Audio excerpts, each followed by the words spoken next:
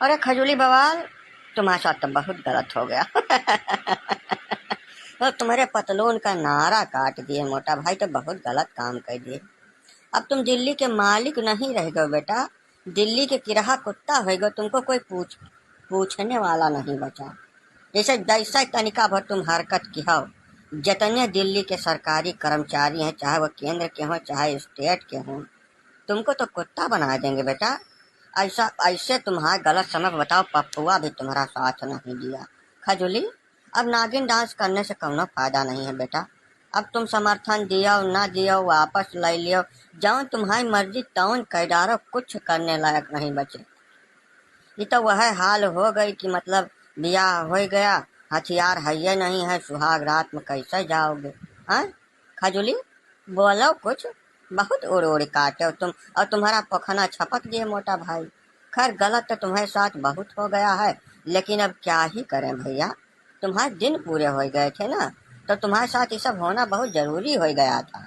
मैंने दिक्कत इसमें नहीं है। जैसे देखो, हमारा जो मानना है, जनता स्टेट के लिए या केंद्र शासित प्रदेश के लिए या पूरे देश के लिए कस्टोडियन चुनती है। कस्टोडियन का मतलब तुम वहां बैठ के सिर्फ शासन सत्ता की देखभाल कर सकते हो, तुम मालिक नहीं हो जाते। तुमको गलत फैमिली का शिकार हो गया था। अब वो गलत फैमिली दूर करना बहुत जरूरी था खजूली। हम कुछ गलत नहीं किया हूँ। हमारा काम है कानून को बनाना, कानून कायदे को बनाना और उसको देश में लागू करवाना। तुमको तो पहले से पता रहा होगा ना कि हम जब चाहें तब खूंटा दे सकते हैं अंदर, लेकिन उसके बाद तुम चिकोटी काटना नहीं छोड़ रहे थे। तो भाई तुम्हारा इलाज बहुत जरूरी हो जाता है इसी स्थिति में। अब तुम एक काम करो, खंजड़ी बजाओ घूम घूम के दिल्ली में, और तुम्हें पास कोई बचा नहीं है। समझो नहीं समझो?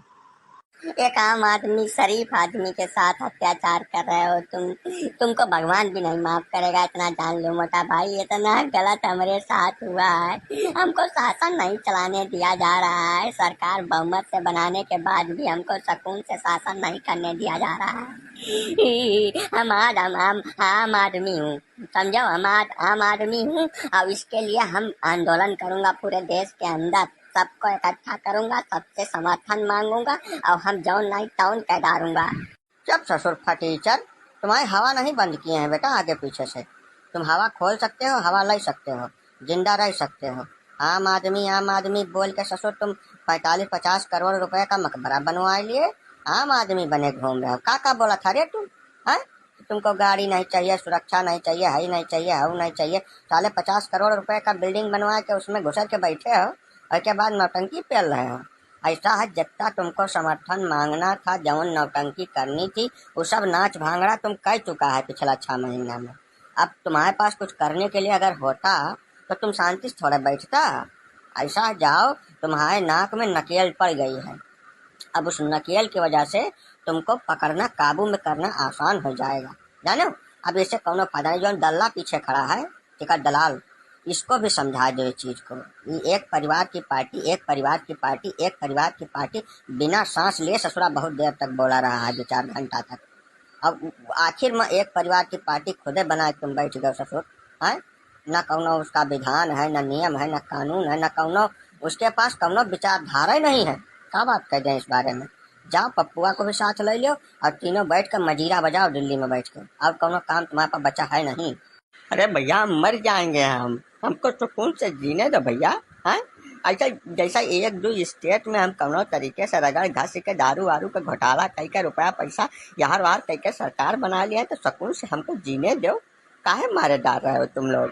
ना ना ना ना, अभी देखो ऐसा है, जीने देने का कौन सा सवाल है? जीना तो तुम्हारा जन्मसिद्ध अधिकार है, तुमको संविधान से प्रदान किया गया है। तुम्हें मारे नहीं डाल रहे हैं बेटा, तुम्हारे सिर्फ पखना कतरे गए हैं। तुम उड़ना जो था, बहुत ज्यादा ऊंचाई पर उड़ने लगे थे ना, कि भूल गए थे कि तुम्हारी औकात कहाँ पे है, कहाँ बैठना चाहिए तुमको। तो उसी पे हम थोड़ा सा खाली लगाम लगाए हैं। पप्पू बहुत देर से चुप पे खड़े हैं। पप्पू तुम हो बोल दे आए हो यहाँ तक तो। पप्पू बोलो भैया, बोलो बोलो। ये सब ऊपर वाला देख रहा है, ऊपर बैठा जौन ईश्वर है, सारी चीजें देख रहा है। अब बराबर सजा देगा तुम सबको, इसका बराबर सजा मिलेगा, अब बख्शा नहीं जाएगा तुमको। हम जनता को इकट्ठा कर रहा हूँ, इंडिया बना लिया हूँ, हमारा इंडिया जौन है तुम लोगों को इस बार उखाड़ के फेंक देगा। हम शासन में आऊंगा, हम शासन में आऊंगा और तुम सबसे एक एक चीज का चुन चुन के गिन गिन के बदला लूंगा, इतना जान लो। अरे पप्पुआ पहले डिसाइड कर ले सारे, पहले डिसीजन सुना जो हमको कि मतलब भगवान हमको सजा देगा कि अल्लाह मियाँ देगा कि तुम्हारा यीशु देगा। जैसे हमको जानकारी होगी तो हुआ जाए कि हम धूप चद्दर और मोमबत्ती सब इकट्ठा करके भाई जलाएं वलाएं, माफी वाफी मांगे हम भी। इसे पहले बता देना बहुत ज्यादा जरूरी है। और रही बात तुम्हारी इंडिया की, तो बेटा जमानत न जब्त हो गई तब कहना तुम, ठीक है। अब की बार तुम टिकट कटवा लो पहले से, पुख्ता इंतजाम कर लो, पक्का पोड़ कर लो भागक रास्ता। नहीं तो बेटा अब की बार अगर सरकार बन गई तो तुमको जितने भी तुम्हारे ऊपर केस हैं सारे केस खोल कर तुमको अंदर न पहुंचा दिया तो हमारा नाम पहले प्रसाद प्रजापति नहीं, ध्यान रखना तुम। चलो यार, यहाँ से इन लोगों के पास इंसानियत नाम की चीज नहीं है, बिल्कुल है ही नहीं। पूरे पूरे इनके कुनबे में इंसानियत खत्म हो गई है। अब हमको मानवता पर से विश्वास उठ गया है। चलो यहाँ से शांतिपूर्वक जौन कर रहे हैं उसको करें। देखो देखो फटीचर को, इंसानियत की बात कौन कर रहा है। अरे ससुर गिरगिटान की औलाद, तुम इंसानियत की बात करते हुए बिल्कुल अच्छा नहीं लग रहे हो। जाओ वहाँ दिल्ली में माइक वाइक लगाए के भौंको, समझो। राजा अनपढ़ है, प्रजा अनपढ़ है, यह सब कहानी गाओ। तुम कहानी गाने के अलावा वहाँ पर कौनो काम नहीं, या तो तुम घोटाला करोगे या कहानी गाओगे। तो जाओ दोनों काम करो। अब तो तुम्हारे ऊपर अच्छी खासी नकेल है, सर्विलांस पे हो तुम, समझो। जा भाग जाओ।